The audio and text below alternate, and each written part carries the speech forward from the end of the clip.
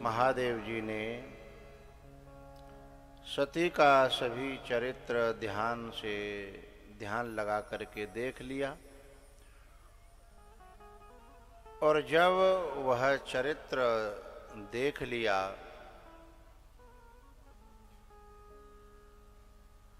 और सती के झूठ को पकड़ा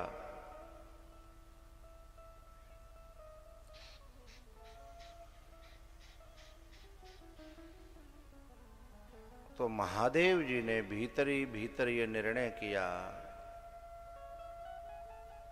कि इन्होंने मेरे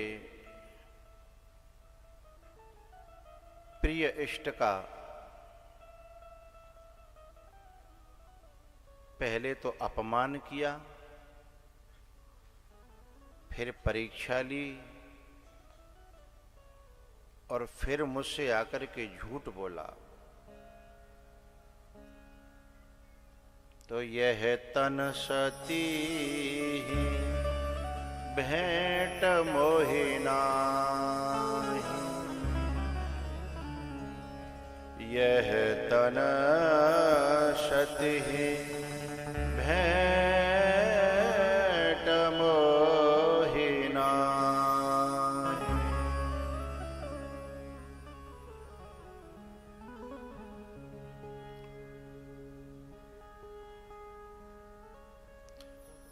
सती जी का यह तन अब मुझे स्वीकार नहीं है पत्नी के रूप में, क्योंकि इस शरीर में दक्ष का प्रबल संस्कार है। दक्ष का प्रबल संस्कार का मतलब है अहंकार, झूठ बोलना, अपने पर ज्यादा विश्वास करना, बड़ों पर कम करना, ये दक्षत्व है। और इस संस्कार की प्रबलता के कारण अब ये शरीर में स्वीकार नहीं कर पाऊंगा। लेकिन बाहर कुछ भी नहीं कहा, अंदर से संकल्प कर लिया, प्रतिज्ञा करी। और प्रतिज्ञा करी तो आकाशवाणी भई कि तुम बिन असपन करे कि कोई, तुम्हारे बिना ऐसी प्रतिज्ञा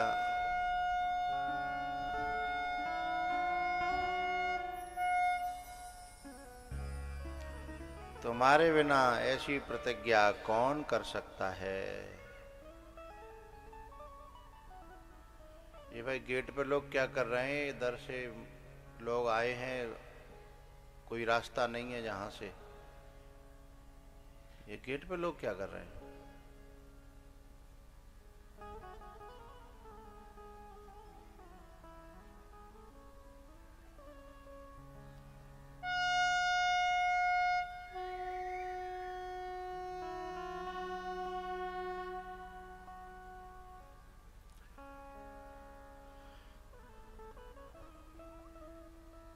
आकाशवाणी हुई। अब सती जी भोले बाबा से पूछती हैं, सही सही बताओ, तुमने का प्रतिज्ञा कर ली है, मोए बताए ना रहे। अच्छा, एक बड़ी विचित्र बात है, जो स्वयं झूठ बोलते हैं ना, वह भी दूसरों से यही आशा पालते हैं कि हम भले ही झूठ बोलें पर दुनिया हमसे साची बोले। सती जी स्वयं झूठ बोल रही हैं, उसका कुछ नहीं, लेकिन भोले बाबा से क्या कह रही हैं, कहू सत्य सब बात, सही सही बताओ, साची साची बताओ, बात क्या है।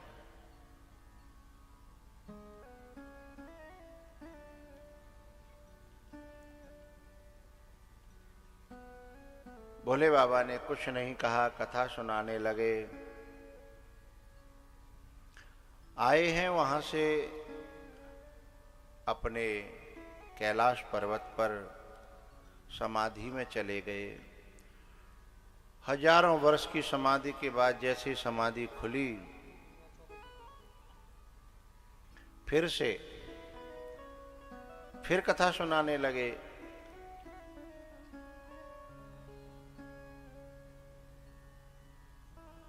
बताए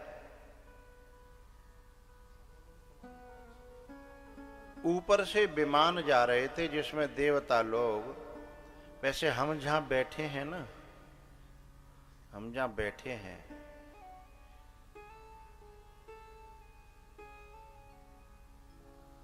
ग्वालियर में, यहां से यदि कहेंगे तो विमान जा नहीं रहे थे, विमान आ रहे थे। क्योंकि पहले हरिद्वार पड़ता है जहां दक्ष नगरी है और कैलाश ऊपर है, तो कैलाश के ऊपर होकर के विमान हरिद्वार क्या कहेंगे आ रहे थे। ठीक है ना।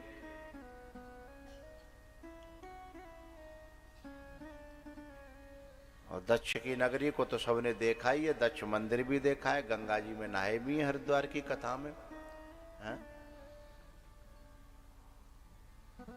और कुछ लोग नारे हिला रहे हैं, कुछ लोग सोच रहे हैं कि हम तो रह गए। अब रह गए तो मुझ पर कोई ठेकेदारी तो रही है।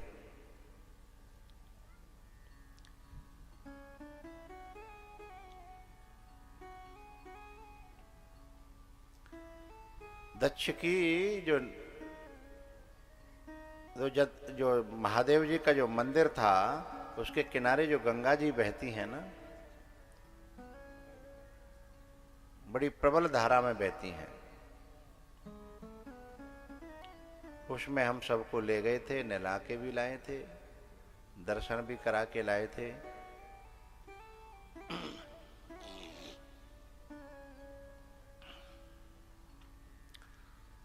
तो वे देवता लोग जो है बिना माचिस के आग लगाने के लिए वहीं से विमान लेके जा रहे हैं। क्यों? संसार में ऐसा होता है, यदि काउए अपने यहाँ से नौ तो नहीं आए होए तो आग लगाए के लिए बातें जरूर पूछेंगे, क्यों तुम ना चल रहे, या तुम ना चल नहीं, या तो जे न्यो कहे कि नौ तो ना दो, तो फिर और मिर्च लगावे को हो तुम्हें भी नौता नहीं दिया। हाँ?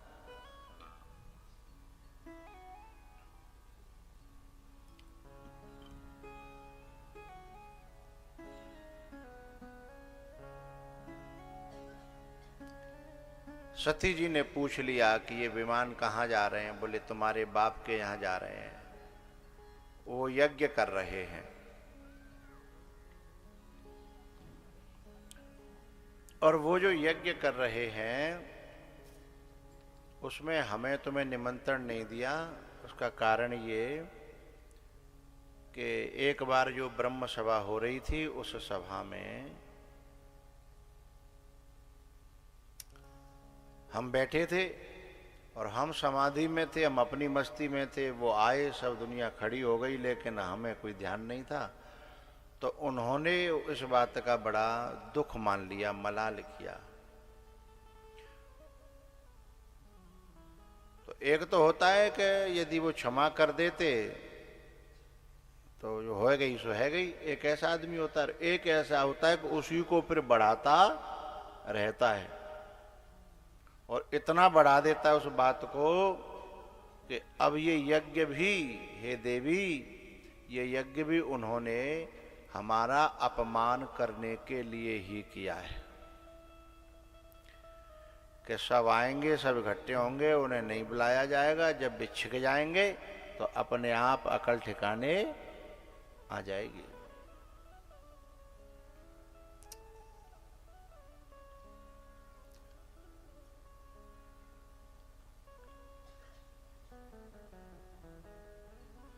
जो अभिमान से भरा होता है ना,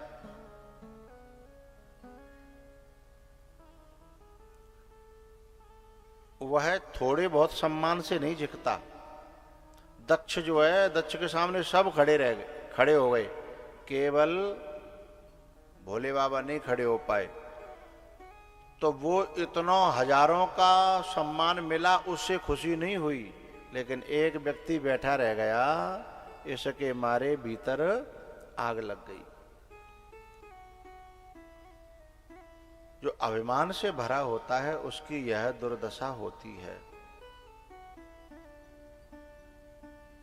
नहीं, ये संतोष कर लेते कि इतने लोग सम्मान कर रहे हैं, एक को नहीं कर पा रहे तो कोई बात नहीं।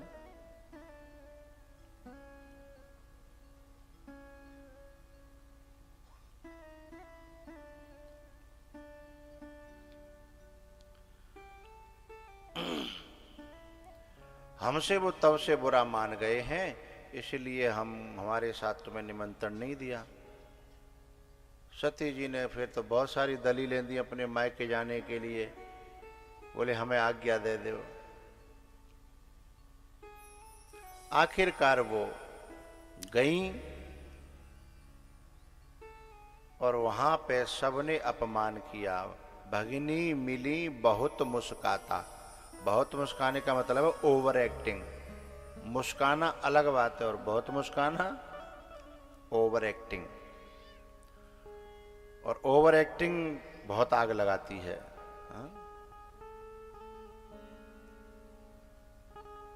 व्यंग्यात्मक हंसी आग लगा देती है। जब अपमान हुआ और अपने पतिदेव का भी वहां अपमान देखा। अच्छा, ये दोहरा व्यक्ति कभी जिंदगी में संतोष नहीं पाता। शंकर भगवान से प्रेम भी इतना है, अपमान सहन नहीं कर पाई, लेकिन शंकर भगवान की बात भी नहीं माननी। बहुत से लोग ऐसे होते हैं कि जिनसे प्रेम करते हैं उन्हीं की बात नहीं मानते, तो फिर उनको सती की तरह जल करके मरना पड़ता है।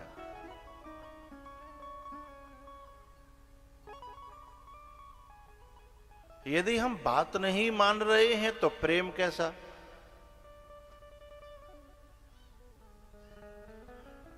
और यदि प्रेम कर रहे हैं तो फिर आज्ञा का उल्लंघन कैसे?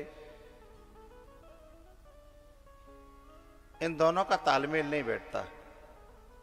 वो सती के जीवन में है। और दुचित कतहु परितोषण लहही, ये आर्टिफिशियल जीवन है, बनावटी, कि प्रेम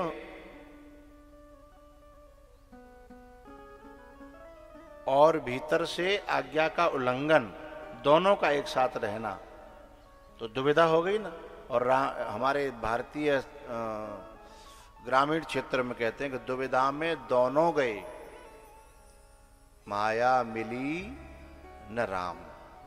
दुविधा में दोनों गए, माया मिली न राम। लेकिन प्यारेओ,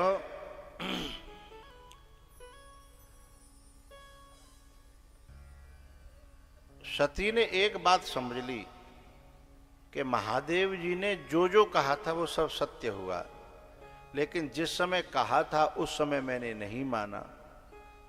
समय आने पर फिर हुआ वही जो वो बता रहे थे। तो ये बात समझ में आ गई कि वो सही थे और मैं गलत। लेकिन इतना भी समझ में आ जाए तो बहुत बड़ी कृपा जानना कि गुरु सही है, मैं गलत हूं, वयोवृद्ध सही है, मैं गलत हूं। इतना भी समझ में आना, ये भी बिना भगवान की कृपा के होता नहीं है। नहीं, ज्यादातर तो आदमी को जिसमें दक्षत्व भरा हो उसे यही लगता है कि I am right, you are wrong, मैं गलत हूं और बाकी सब, मैं सही हूं बाकी सब गलत हैं, ऐसा बैठता है। लेकिन ये बात समझ में आ गई और अंतिम समय पर सती जी ने भगवान से प्रार्थना करी। सती मरत हरिशन वर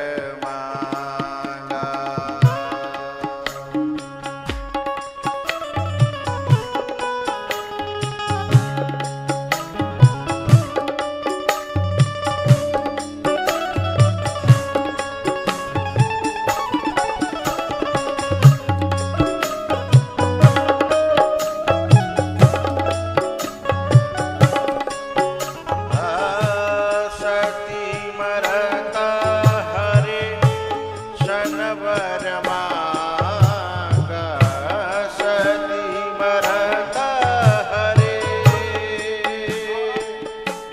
दर्शन वर मांगा,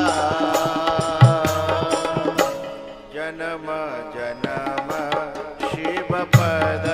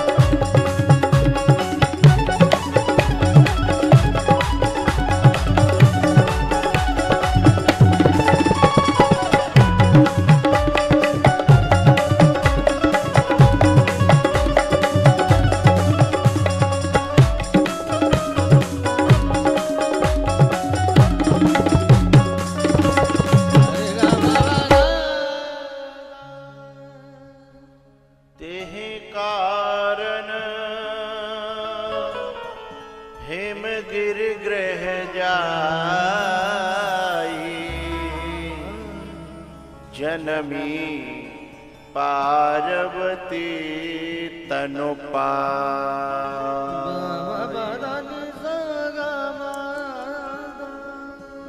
जनमी पार्वती तनु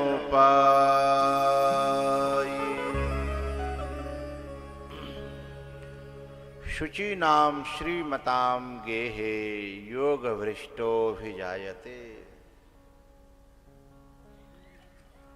बड़ा प्यारा सिद्धांत है कि हमें यदि बुढ़ापे में भजन करवे को मन होने लगे, संत हेवे को मन होने लगे, तो कुछ लोग सोचते हैं अब का भजन करेंगे, अब का कर पाएंगे। ना ना ना, यात्रा शुरू कर देना। जितनी है जाएगी ना उतनी बढ़िया ही रहेगी। शाम को बहुत सारी जो होशियार माताएं होती हैं ना, सुबह का बहुत सारा काम कथा के समय पे शाम को ही निपटा देती हैं। जाते सवेरे जल्दी जल्दी जल्दी जल्दी मुख्य काम हाल है जाए। और गदाईपुरा की तो बहुत होशियार है। जहाँ बात में ट्रेनिंग है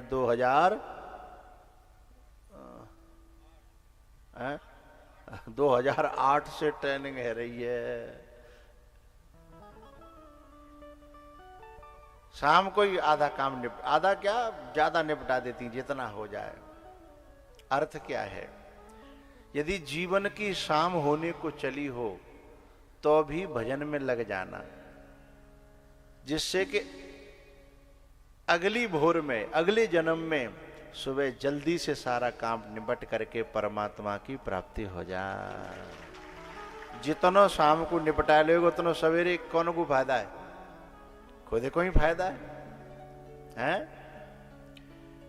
पार्वती जी ने सती के जन्म में बहुत सारो काम निपटा लो, लेकिन एक गलती छोटी सी हैगी, ताकि कारण ये घटना हैगी।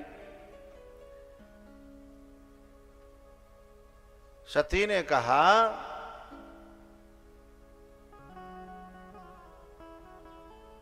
कि मुझे ऐसे मालिक सदा मिले महादेव जैसे, उन्होंने मुझे बहुत निभाया, मैंने पल पल पे उनकी आज्ञा का उल्लंघन किया, मैंने कदम कदम पर अपनी मनमानी की, कदम कदम पर अपनी आंख का भरोसा किया, उसके बाद भी वो साथ निभाता रहा। और ये बात जिस समय समझ में आए तो सचमुच में परमात्मा रीझ जाता है, ईश्वर रीझ जाता है। अच्छा, भोले बाबा से नहीं कह रही हैं, विष्णु भगवान से कह रही हैं। किसी ने कहा सीधे भोले बाबा से कह देती कि मोए आप अपना लो, इसलिए भोले बाबा से नहीं कह रही कि अब उनसे कहवे लायक मोह रहो ना है।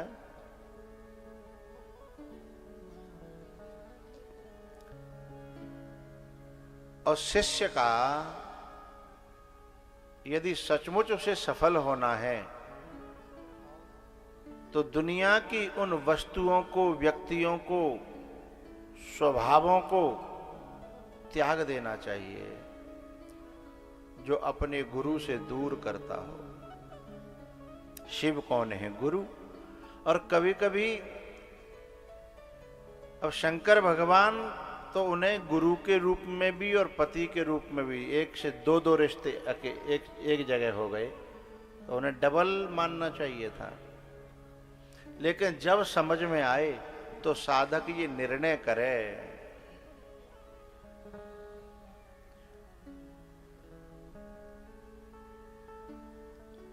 कि मुझे अब उन वस्तुओं को, उन स्वभावों को, उन व्यक्तियों को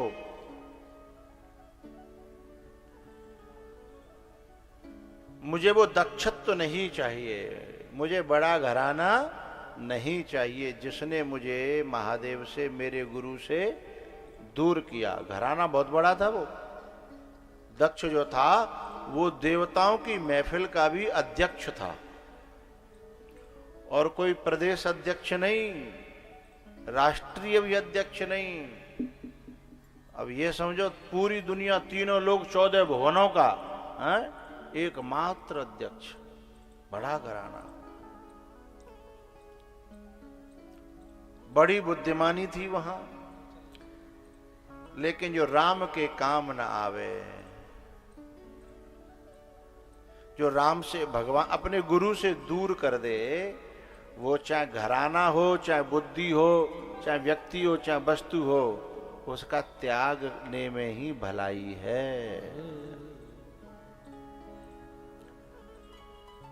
एक पंक्ति गाते हैं हम, मुझ पे एहसान हवा करती है, तेरी खुशबू का पता करती है।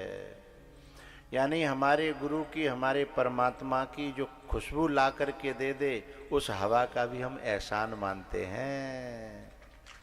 अब हवा से लेना देना कोई भी है, कोई भी जो उनकी खुशबू, उनकी बातें, उनकी यादें जो हम तक लेके आए हैं। मुझको उस राह पे जाना ही नहीं,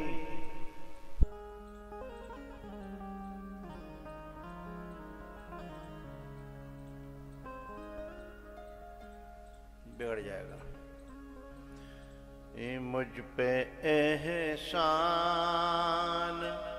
हवा करती है, तेरी खुशबू का पता करती है।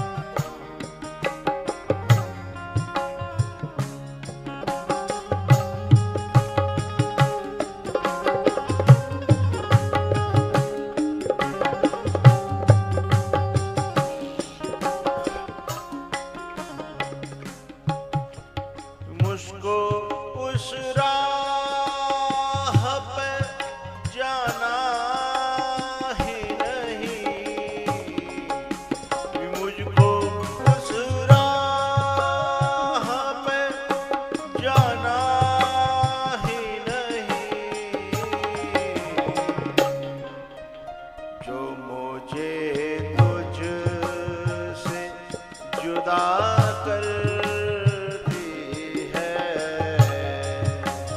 मुझ पे एहसान हवा करती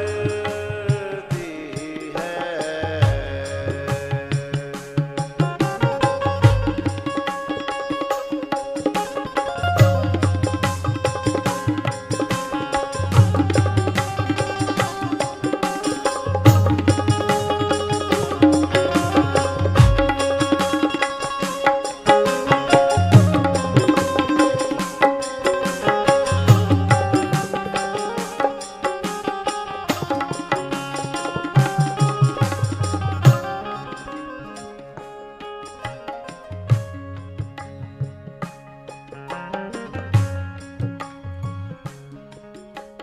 जिंदगी मेरी थी लेकिन अब तो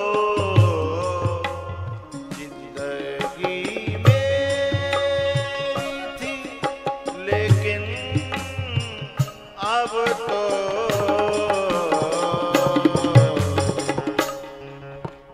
तेरे कहने पे चला करती है। तेरे कहने पे चला करती है।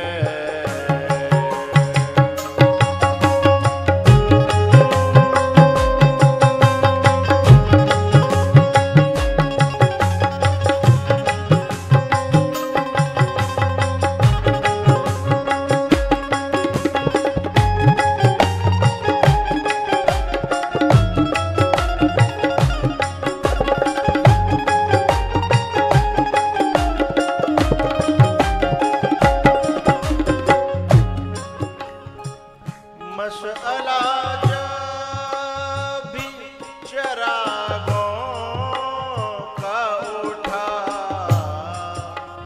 मामला जब भी चरागों का उठा,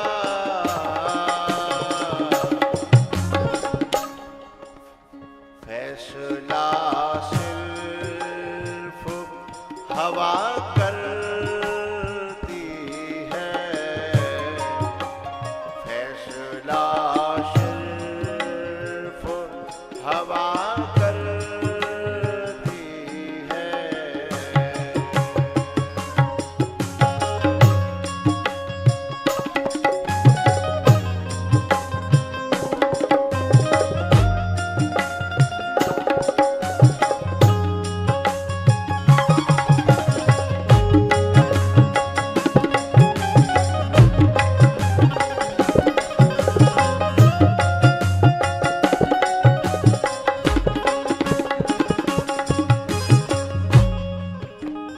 जिंदगी मेरी थी लेकिन अब तो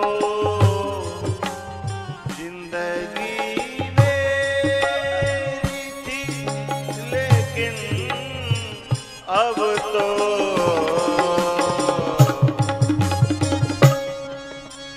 तेरे कहने पे चला करती है।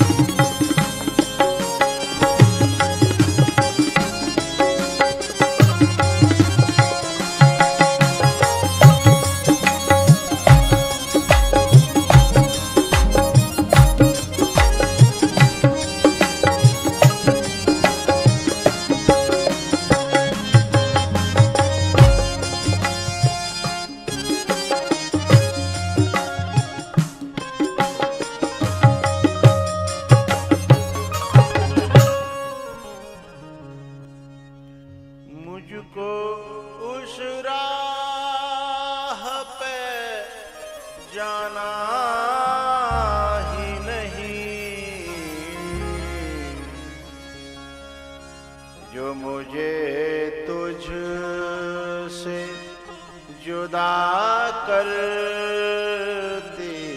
है,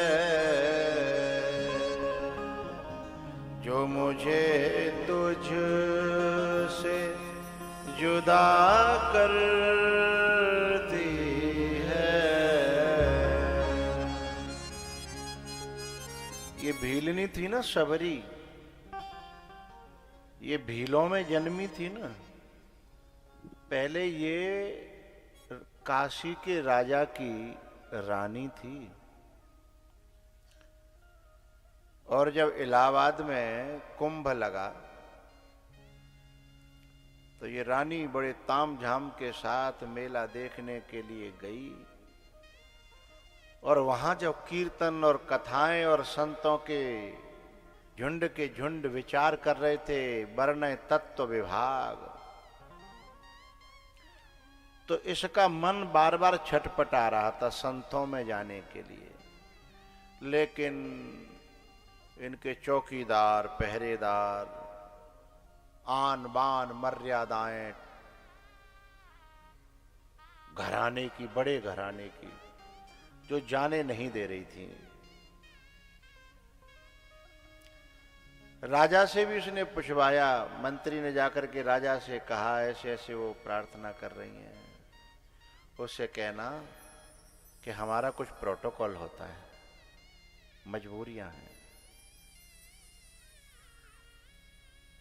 बस रात के अंधेरे में उन्होंने अपने शिविर से चुपके से अपने पांवों को आदेश दिया कि चलो गंगा जी। और पांव गंगा जी के किनारे पहुंचे और गंगा मैया से कहा, मैं ऐसे जीवन को लेके क्या करूंगी, मैं ऐसे राजघराने को भी लेके क्या करूंगी, मैं इन महलों का क्या करूंगी, इन आंखों का, इन हाथों का, इन पांवों का क्या करूंगी, जिससे मैं संतों का दर्शन न कर सकूं, मैं अपने राम की कथा न सुन सकूं। इसलिए हे मां, मुझे ऊंचा नहीं, मुझे कोई नीचा घराना दे देना। हा?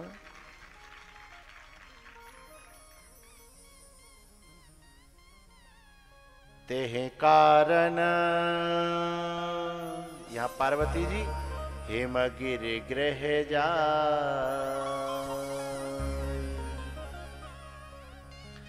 तेहे कारण भील घर जाई,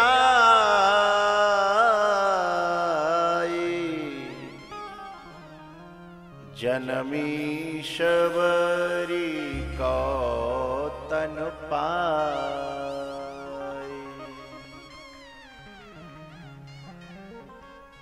मुझको उस राह पे जाना ही नहीं जो मुझे तुझसे जुदा करती है।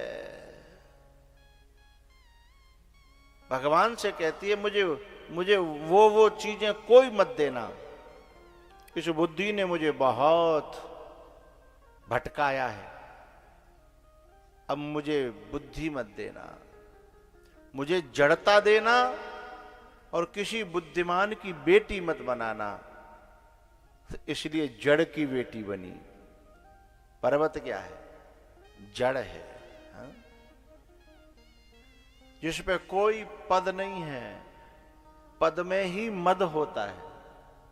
पद शब्द लिखेंगे, जो पा है उसमें एक कोने पे नेक घुंडी बनाओ, सोई पा का मां हो जाता है। पद का क्या बन जाता है? मद बन जाता है, हा? इसीलिए मुझे कोई पद मत देना, मुझे बुद्धि मत देना, मुझे ऊंचा घराना मत देना। हाँ, जहां मेरे महादेव की भक्ति होती हो, जहां मेरे महादेव आते जाते हो, जहां संतों का आवागमन हो, चाहे झोंपड़ी हो, मुझे वहां जन्म दे देना। इतना मांगा और अंतिम समय पर जो मांग लिया जाता है, अंतिम इच्छा तो ये संसारी जो सरकारें हैं, ये भी अंतिम इच्छा पूछती हैं। फिर वो सरकारों की सरकार है, राघव सरकार। हाँ? फिर वो अंतिम इच्छा न पूछे। अंतिम इच्छा का बड़ा सम्मान होता है हमारे यहां। कहां जाकर के जन्मी है, अब समझना। उनकी मां का नाम है मैना और बाप है पर्वत। और शास्त्रों में पर्वत कहते हैं, हमारे पुराणों में पर्वत कहते हैं शास्त्रों को। पावन पर्वत वेद पुराण। तो ये जो सती थी, वो जो पार्वती बनी, तो श्रद्धा तो पहले भी थी, लेकिन पहले दक्षत्व था। लेकिन अब क्या हुआ, अब कैसे पैदा भैया, मैं ना, जिसमें मैं ना हो है, और जो शास्त्रीय परंपरा का जिसमें अंश वंश हो। पर्वत माने शास्त्रीय परंपरा, वेद और पुराणों की परंपरा का जिसमें अंश वंश हो, और मैं ना अहम शून्य वृत्ति से जो श्रद्धा, जब श्रद्धा प्रकट होती है तो पता है वहां पे संतों को बुलाना नहीं पड़ता, संत अपने आप चले आते हैं। नारद समाचार सब पाए,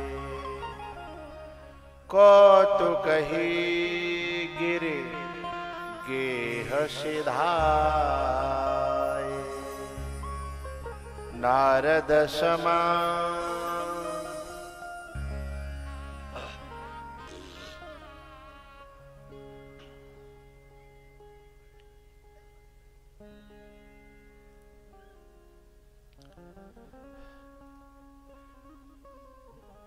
एक घर में से ऐसी सुगंध आती है कि रुक जाने को मन होता है। कहीं के निकल रहे हो हम लोग, किसी किसी घर में रुक जाने को मन होता है, और किसी किसी घर में के आगे से निकल रहे हों तो मन होता है जल्दी आगे बढ़े। है? अच्छा, जहां से हमारा आगे भागने का मन होता है, वहां से सबका भागने का मन थोड़ी होता है। कुछ लोगों का वहां भी ठहरने का मन होता है?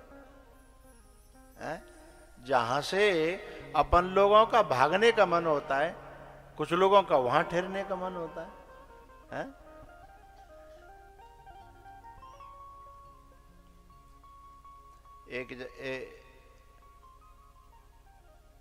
जिन कहाँ की बात है याद नहीं रही मुझे, कहीं हमें रुकना था 1-2 मिनट के लिए, तो एक खाली सी जगह पड़ी थी, तो मैंने अपने ड्राइवर से कहा कि यहाँ खाली जगह पड़ी है, जरा रोक लेना। वहां ने गाड़ी काटी तो सही, पर रोकी नहीं, आगे बढ़ गया। अरे मैंने कहा गाड़ी तुमने काटी तो थी, फिर रोकी क्यों नहीं? हम बोले मैं ठेका हो, आपने देखा नहीं, मैं ठेका हो।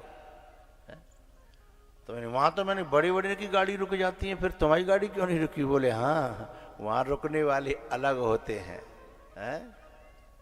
और वहां से भागने वाले अलग होते हैं। तो कुछ खुशबुएं ऐसी हैं जो संतों को अपने आप बुला लेती हैं, और कहीं कहीं की कुछ लोगों की खुशबुएं ऐसी हैं जो दुष्टों को अपने आप बुला लेती हैं।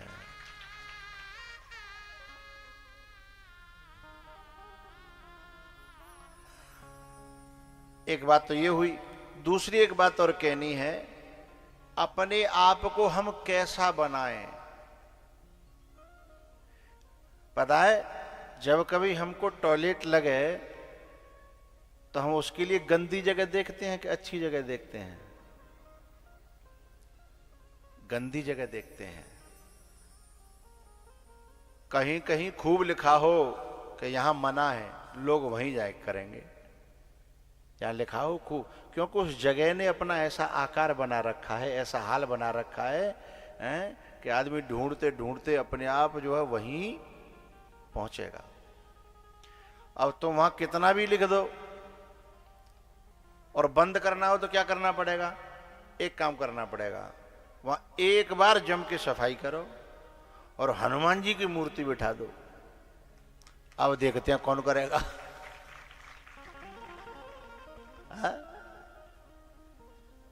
जम के सफाई करो, और गदा वाले या तलवार वाले है, और वहां बिठा दो। यदि पहले के अभ्यास से धोखे में आ भी गया तो आएगा कुछ करने और कुछ करके जाएगा, अरे क्षमा करना प्रभु, हमें तो पहले यहां जगह वैसी थी। तो यदि लोग सारी गंदगी हम पे आकर के डाल रहे हैं तो हमने खुद को गंदी जगह बना रखा है, ध्यान रखिएगा। और यदि संसार के लोग हम पे अच्छी बातें हमारे पास ला रहे हैं और अच्छे ही लोग आ रहे हैं तो समझना हमने अपने आप को मंदिर बना लिया है। हाँ?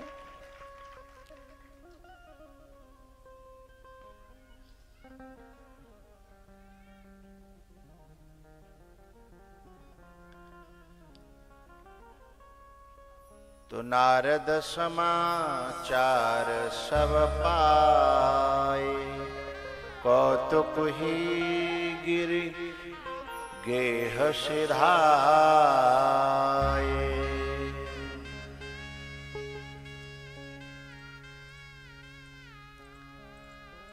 पिता बोले मेली मुनि चरना। नारद जी को हाथ दिखाया कि बाबा जरा देखना। अच्छा, जब नारद जी आए तो हिमालय ने पहले प्रणाम किया। एक आदमी ने आकर के ग्वालियर के ने कहा, अरे तेने नाक कटा दी है, कहाँ जे बाबा जी फाबा जी, और कहाँ हम बड़े इतनी ऊंचाई को छूने वाले, आसमानों को छूने वाले हम लोग हैं, इनके सामने तुम माथा झुका रहे हो, कहाँ नाक रह गई हमारी। तो हिमालय ने बड़ी प्यारी बात कही, भैया माना हमने जो है हमारी इमारतें, हमारी श्रृंखलाएं गगनचुंबी हैं, आसमान को छूती हैं, पर तुम्हें पता नहीं है आसमान तो बहुत नीचे की चीज है। नारद जैसे महापुरुष तो ब्रह्म को छूते हैं, परमात्मा को छूते हैं। इनकी ऊंचाई बहुत ज्यादा है और हमारी ऊंचाई तो भौतिक है, इनकी ऊंचाई आध्यात्मिक है। और भौतिक पीठ को आध्यात्मिक पीठ के सामने हमेशा ही झुकना पड़ा है।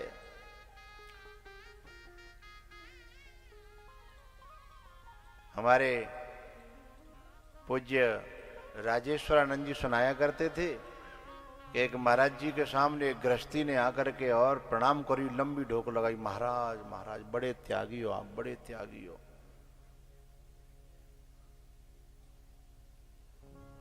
महाराज जी ने उल्टी बात गृहस्थी को लंबी ढोक लगाई, अरे बोले तुम महात्यागी हो। अब गृहस्थी एकदम हाथ पकड़ के महाराज जी को बोले, महाराज जी आप क्या कर रहे हैं? आप त्यागी हो? बोले तो आप महात्यागी हो। बोले कैसे?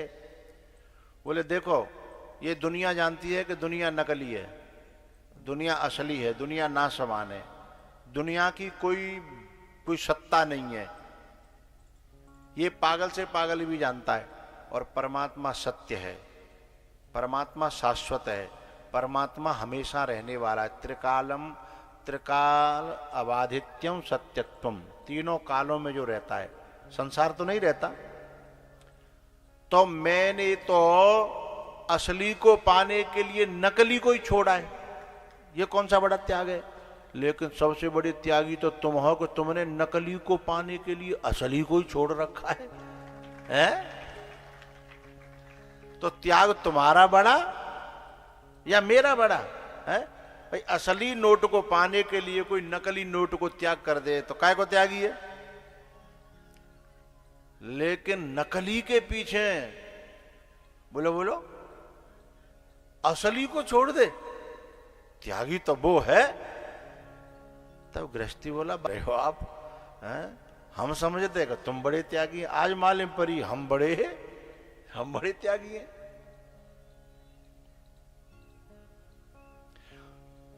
यही बात जो है हिमाचल कहते हैं, हमारी ऊंचाई तो भौतिक है और भौतिक तो असत्य है।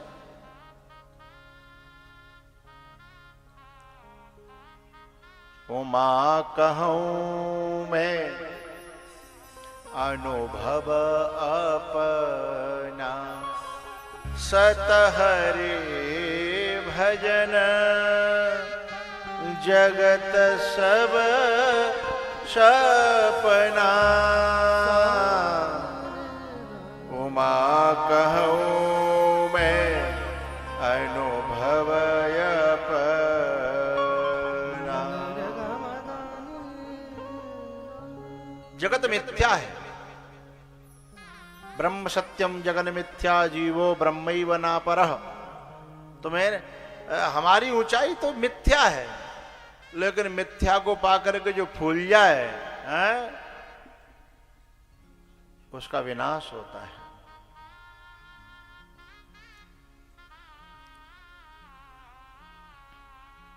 नारद जी ने जो है अपनी बच्ची को प्रणाम करा करके बच्ची से कहा, बेटा प्रणाम करो, संत आए हैं। फिर हाथ दिखाया। अच्छा, हाथ नारद जी ने एक जगह और देखा। एक राजा था शील निधि, उसकी कन्या थी विश्वमोहिनी। बाकी हाथ देख के नारद जी बावरे है गए। कथा तो सुनी है ना। बाकी हाथ में ये रेखाएं थी कि इसको जो वर्ण करेगा, कि रेखा तो ये थी कि अजर अमर ही इसको वर्ण कर सकता है, लेकिन उन्होंने समझा कि जो वर लेगा वो अजर अमर हो जाएगा, क्योंकि वो भगवान की माया थी। लेकिन जो शील निधि राजा था ना, ये हिमाचल है भगवान का भक्त, और इसके यहां पैदा हुई है वो श्रद्धा है। और शील निधि राजा है संसारी, और उसके यहां पैदा हुई जो कन्या है वो माया है। और संसारी व्यक्ति की और भक्त की प्रवृत्ति अलग अलग होती है। तो ये जो शीलनिधि राजा है ना, वो ये पूछ रहे हैं कि मेरी तो कन्या बहुत गुणवान है, सब कुछ बढ़िया है, एक आध कोई दुर्गुण होए तो बताओ, नहीं तो ये तो बढ़िया है ही। ये संसारी मानता है कि मेरी बुद्धि में, मेरे प्रेम में, मेरी श्रद्धा में कोई कमी नहीं है, लेकिन फिर भी कोई होए बाई चांस। लेकिन हिमालय क्या कहते हैं कि भगवान मेरी श्रद्धा तो बुराइयों से भरी है, दुर्गुणों से भरी है। यदि दो चार कोई गुण होए तो भाई बताओ। ये अंतर है। शवहि मान प्रद आप अमानी, शवहि मान प्रद आप अमानी। सबको मान देने वाला भक्त होता है।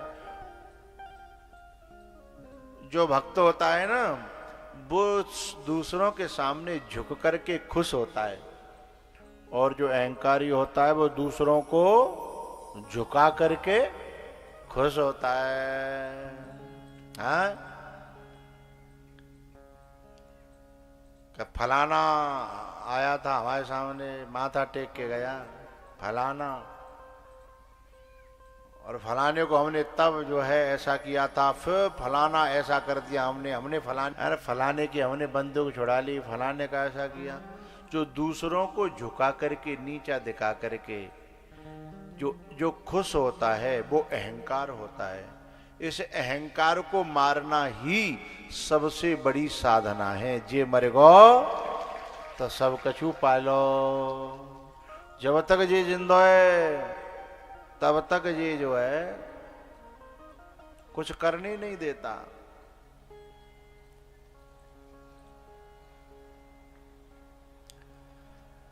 लेकिन हिमालय क्या कहते हैं, ना ना ना,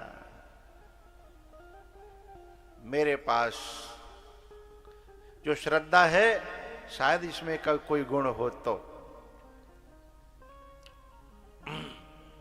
तब नारद जी महाराज उसकी हस्तरेखा देखते हैं।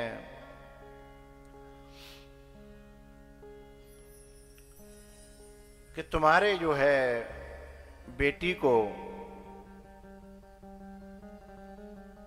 जगत जननी है, बहुत अच्छी है, लेकिन इसे जो पति मिलेगा ना वो थोड़ा सा गड़बड़ है। बोले वो नंगा ढंगा रहेगा, जटिल होगा, है? अब पूरा जो वर्णन किया नगन अमंगल वेश। हिमालय ने पूछा महाराज कोई ऐसा उपाय है? बोले आहा, जो तप करहि कुमारी तुम्हारी।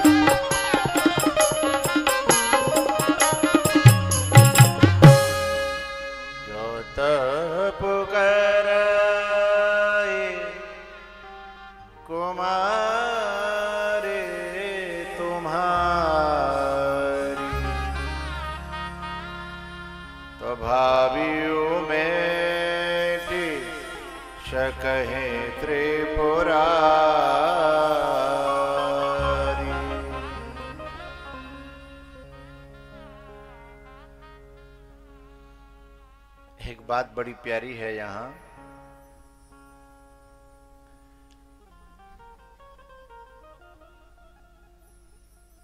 परमात्मा और महात्मा यानी गुरु, राम और राम के दूत तो हमें कभी भी अपने से दूर करना ही नहीं चाहते, पर हम ही अपने आसपास ऐसे कांटे बोना प्रारंभ कर देते हैं कि जिनके कारण या तो हम दूर हो जाते हैं या वो हमसे दूर हो जाते हैं। क्योंकि भगवान कहते हैं जिनके कपट दंभ नहीं माया, तिनके हृदय बसहु रघुराया।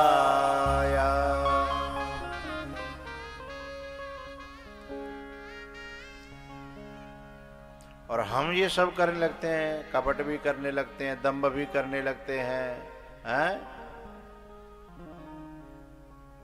तो फिर उनके हृदय ठाकुर जी कैसे बसे?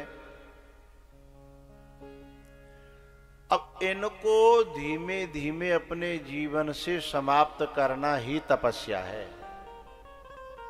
कपट को कम करना, दंभ को कम करना, राग को कम करना है, इन द्वंद्वों को कम करना, राग द्वेष आदि, यही तपस्या है, यही साधना है। चाहे चाहे घर में रह के कर लो, चाहे जंगल में रह के कर लो, यही तप किया पार्वती ने।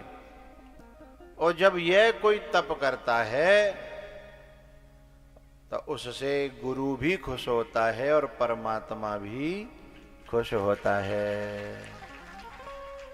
अच्छा एक बात बताएं, जिससे गुरु खुश होता है उसी से परमात्मा खुश होता है।